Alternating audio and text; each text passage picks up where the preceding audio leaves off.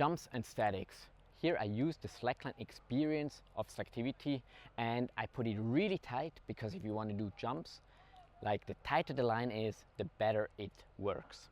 And for that we have 2 ratchets in the slackline kit, so you can pull on both sides. Here the setup is 15 meters long, pretty good distance for everything. A slightly shorter line can be better for foot jumps, more like 10 meters for the foot jumps, but 15 meters also work. So the first challenge is gonna be a foot jump. So before doing a foot jump you wanna like see how the line bounces and then be a bit more radical and do a real jump. Unlike on the ground where you directly give force into the ground, you want to wait a bit on the slackline. If you do like a motion like on the ground for a jump, it would more like just do this. So you have to press it down like on a trampoline. You press it down and wait until the slackline kicks you up. And for the landing, try to absorb it really nice. And that's gonna be your first jump ever on a slackline. Second challenge is the side plank. You can start with a diagonal stand, like right hand on the line, left foot on the line, and the shoulder basically above the hand. Here this knee is not pointing downwards, but almost above the foot. And then starting to place the second foot. As a second pre-exercise, you can just go like right foot, right hand, and also use the left foot to balance. And once this starts working better, you can go into the real side plank. The catwalk is a move that also starts in diagonal stand. And then you want to bring the second foot close to the first foot, but not like in the same position, but opposite position. And once it's there, you drop to the side and you catch the line. And then you can keep going.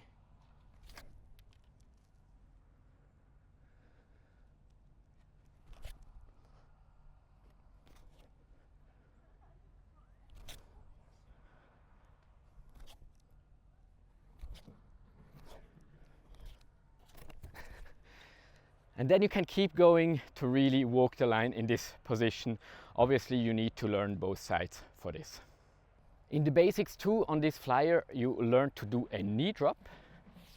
So you can start from the knee drop position, shift your weight backwards to also put the second leg into a knee drop position. And at the first, like at the beginning, you still want to face the tree. That's a bit easier.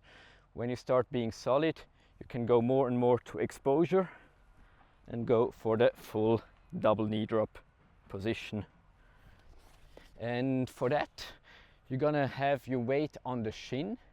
And to make it less painful, you can pull the foot upwards because the tendon is coming out here, protecting your shin from the pain. It's gonna just be much nicer if you pull up the foot for the double knee drop.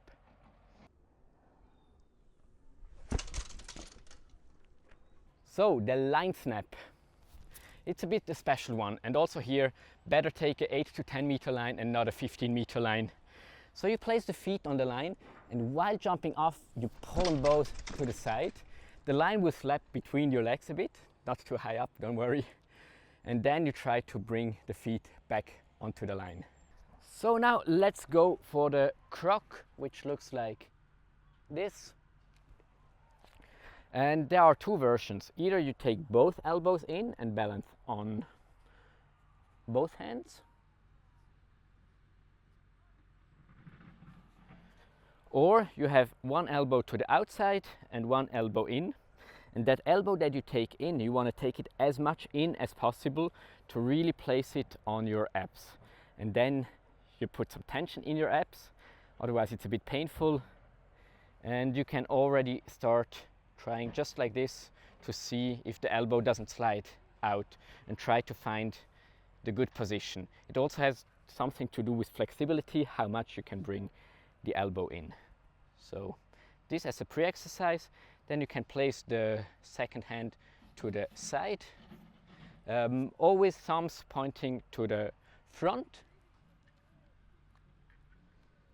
Try to shift the weight onto the hands, and if you feel really stable, you can try to go for the one-arm croc. Yeah, has been a while that I haven't been doing that. So it's time for the Lemur leap, which is basically a normal jump on the slackline, but really going to the front.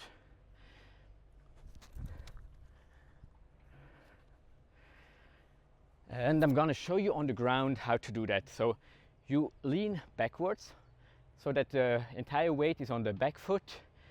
You jump off from the front foot. You wanna land with your back foot like not in a straight position, but like slightly to the side, because this gives you more surface.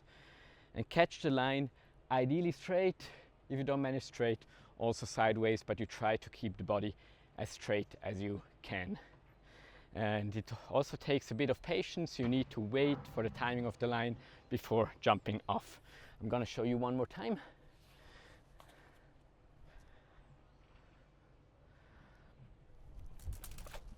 Yeah, this was already nicer than the first try.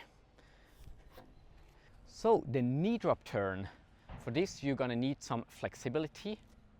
And instead of going down for the normal knee drop, you want to go down for the inverted knee drop from here. So you place the foot on the side and bring the knee to the opposite side. So you should have a stable inverted knee drop already to go for the inverted knee drop turn. And then you don't want to start a turn, but you just want to lean backwards, and the rest will happen automatically. So I lean backwards and the turn is initiated. More simple than you might think. Just the inverted knee drop position is a bit weird at the beginning. So for the Gambit swap, you're gonna start in a diagonal stand position again. And now you can start bouncing a bit in this position to get a bit more stable. So you want to place the hand in a way that you can turn around your hand. So here I have my left foot on the line, right hand on the ground. And you can do the pre-exercise on the ground by having the right foot in the back and taking momentum with this one. And then shifting the weight onto that hand. So try a few times on the ground until you really get around the hand before then trying on the slackline. And also for this move, it's easier if the slackline is not 15 meters long, but more like 10 meters long.